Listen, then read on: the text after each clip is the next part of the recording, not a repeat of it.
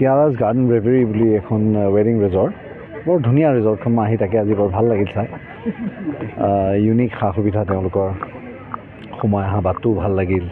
আহল বহল জেগা 300ৰ ওপৰত গাড়ী পাৰ্কিং আজিকালি আটাইতকৈ ডাঙৰ সমস্যা গাড়ী পাৰ্কিং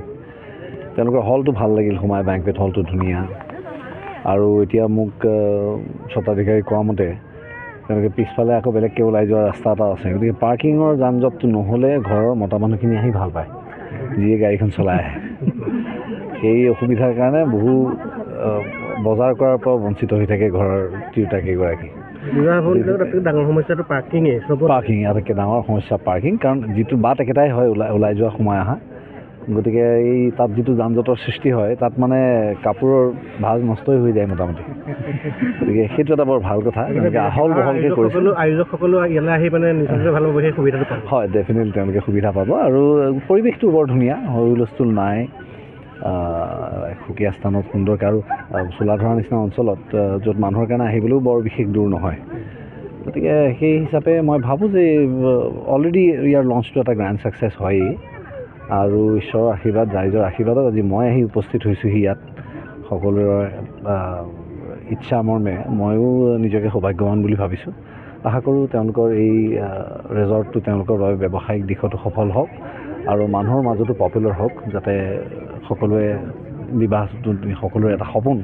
তেওঁলোকে এই সপোনটো এখন সপোন নগৰীত আহি সম্পূৰ্ণ কৰি যাওক তাৰে ঈশ্বৰৰ ওচৰত প্ৰাৰ্থনা কৰিছোঁ একচুৱেলি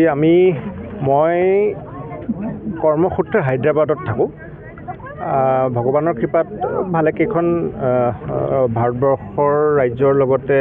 দেশ বিদেশৰো ৰিজৰ্ট দেখাৰ মোৰ সৌভাগ্য হৈছে কিন্তু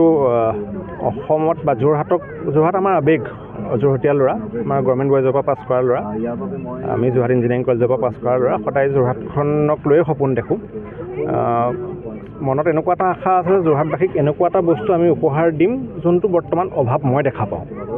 যেনেকৈ ধৰক যিকোনো এখন যদি আমি বিয়াত যাওঁ যেনেকৈ ৰবিদাই অলপ দেৰি আগতে কৈ গ'ল পাৰ্কিংটো আজিৰ যুগত এটা প্ৰধান সমস্যা পাৰ্কিঙৰ গতিকে মোৰ পূৰ্বপুৰুষে দি যোৱা এই মাটিখিনিক কেনেকৈ মই সদব্যৱহাৰ কৰিব পাৰোঁ বহুত দিন ধৰি পেলাই এই প্ৰচেষ্টাত আছিলোঁ কেনেবাকৈ মই ভাবিলোঁ যে যদি বিবাহ এটা মানে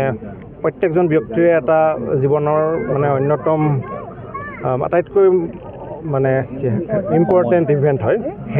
সেইটোত সকলোৱে বিচাৰে একদম দেউতাকজনে সদায় বিচাৰে ছোৱালীজনীক কেনেকৈ মানে ভালকৈ বিবাহখন দিব পাৰোঁ সকলোৰে সপোন থাকে